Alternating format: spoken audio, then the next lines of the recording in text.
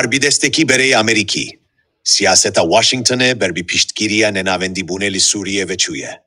Civinek li Kongre Ameriki ku nuneren komen Judayen Suri beştar bun, tekeskir ku pediviye berbi sistemek federalu demokratik ve biçin.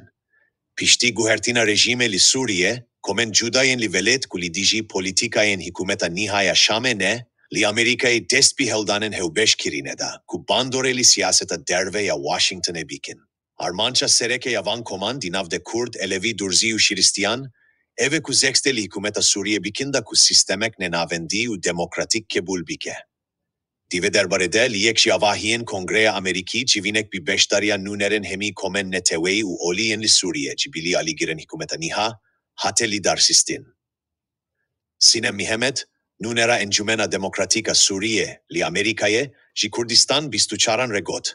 Ev civin bi beştariya nuneren durzi, elevi, demokraten sunni u Kurdan hate lidar histin, ku hemi dixvazin Suriyeyek demokratik u federal biafirinin.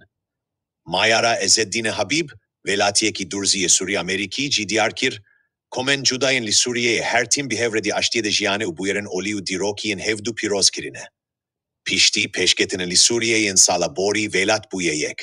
Ji aksen serekeyen siyaseta derveya diya. Nadine Moyniza, revebera bereya ofisa azadiya oliye vezareta derveya diya, got, siyaseta diya yali hember Suriye digu reveberiya heyi piştgiriye de nenavendi bune, libereli dijive bu. Ve zedekir ku di eya ku icarinan li serketinin dem kurt digere, lereyin çetir hene ku piştgiriye azadiya oli li Suriye bikin. Kongresman Mark Walker jifikaren hue li ser revşa Suriye'ye ani zimanu got. Em piştgiriye didin serok Trump di rakirina çezayande, le di heman demede em tevgera hikumeta Suriye'ye, nemaze li hember durziyen ku dibin hedef, ji nez ve dişopinin.